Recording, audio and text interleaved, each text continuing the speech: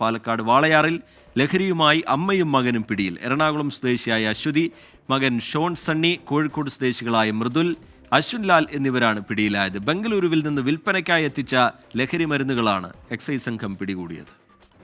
ഇവർ 4 പേരും ചേർന്ന് ബാംഗ്ലൂർ പോയി, ബാംഗ്ലൂരിൽ നിന്ന് അങ്ങനെ വാങ്ങിയിട്ട് വിൽപ്പനയ്ക്കായിട്ട് വാങ്ങിയിട്ട് വരുന്നുണ്ട്. അമ്മ കാരിയറും അതുപോലെ ഉപയോഗിക്കുന്ന ആളും ഒക്കെയാണ്. അമ്മയ്ക്ക് പണ്ട് മുതലേ ഇതുമായിട്ട് കണക്ഷനുള്ള ആളാണ്. അപ്പം പിന്നെ മൃദുലും ഇവരും കൂടെ ചേർന്നിട്ടാണ് ബാംഗ്ലൂർ പോയി സാധനങ്ങൾ പർച്ചേസ് ചെയ്ത് വിൽപ്പനയ്ക്കായിട്ട് കൊണ്ടുവന്നത്. പാലക്കാട് നിന്ന് ശ്രീകുമാരൻ വിവരങ്ങളുമായി ചേരുന്നുണ്ട്. ശ്രീത്ത്, ഒരു അമ്മയും മകനുമാണ് ഈ ലഹരിയുമായിട്ട് പിടിയിലാവുന്നത് എന്നുള്ളത് വല്ലാത്തൊരു ഞെട്ടലുണ്ടാക്കുന്ന വാർത്തയാണ്. എന്താണ് അതിൻ്റെ വിശദാംശം?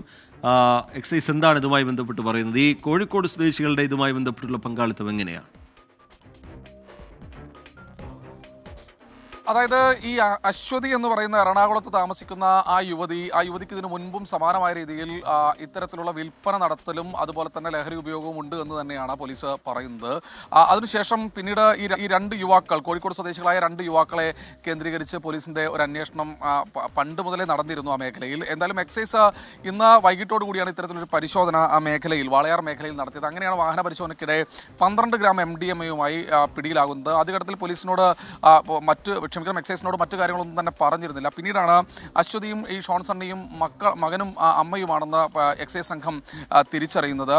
12 ഗ്രാം MDMA-യാണ് ഇവരിൽ നിന്ന് പിടിച്ചെടുത്തിരിക്കുന്നത്. ഈ കോഴിക്കോട് സ്വദേശികളുമായി ദീർഘനാളായുള്ള പരിചയമുണ്ട്, അടുപ്പമുണ്ട് എന്നാണ് പറയുന്നത്. ഇതിനു മുൻപും സമാനമായ രീതിയിൽ അവിടേക്ക് ബാംഗ്ലൂരിലേക്ക് പോയി ഇത്തരത്തിൽ ലഹരി മരുന്ന് കൊണ്ടുവന്ന് കൊച്ചിയിലും അതുപോലെ മറ്റു മേഖലകളിലും കച്ചവടം നടത്തിയെന്ന് ഈ സംഘം സമ്മതിച്ചിട്ടുണ്ട്. എന്തായാലും എക്സൈസ് ഇപ്പോൾ ഇവരെ റിമാൻഡ് ചെയ്യാനുള്ള നടപടിക്രമങ്ങൾ ആരംഭിച്ചിട്ടുണ്ട്. നാളെ രാവിലെ കോടതിയിൽ ഹാജരാക്കുമെന്നാണ് അറിയിച്ചിട്ടുള്ളത്. ലഹരി മരുന്ന് ഇതിനു മുൻപ് കൃത്യമായ രീതിയിൽ എത്ര തവണ കൊണ്ടുവന്നു എന്നതിനെക്കുറിച്ചുള്ള ചോദ്യങ്ങൾക്കൊന്നും കൃത്യമായ രീതിയിലുള്ള മറുപടി ഈ സംഘം നൽകുന്നില്ല. എന്തായാലും മകൻ ഇതിനു മുൻപ് സമാനമായ രീതിയിൽ ഇത് കടത്തിന് ഉപയോഗിച്ചിട്ടുണ്ടോ, ഈ ഷോൺ സണ്ണിയെ കടത്തിന് ഇതിനു മുമ്പ് ഉപയോഗിച്ചിട്ടുണ്ടോ എന്ന കാര്യത്തെക്കുറിച്ചും പരിശോധിക്കുന്നുണ്ട്. എന്തായാലും അമ്മയും മകനുമാണ്. ഒരു മാതാവ് സമാനമായ രീതിയിൽ മകൻ്റെ ലഹരി ഉപയോഗം കണ്ട് മകനെ പോലീസിൽ ഏൽപ്പിക്കുന്ന വാർത്ത നമ്മൾ ഞെട്ടലോടെയാണ് കണ്ടത്. അല്ലെങ്കിൽ അത് വളരെ സന്തോഷത്തോടെ ആ മകനെ രക്ഷിക്കാനാണ് എന്ന് വെക്കാം. പക്ഷേ ഇതൊരു മാതാവ് ആ ലഹരി കടത്തിന് വേണ്ടി ഒരു മകനെ ഉപയോഗിച്ചു എന്നത് വളരെ ഞെട്ടലോടുകൂടി തന്നെയാണ് പൊതുസമൂഹം നോക്കിക്കാണുന്നത്.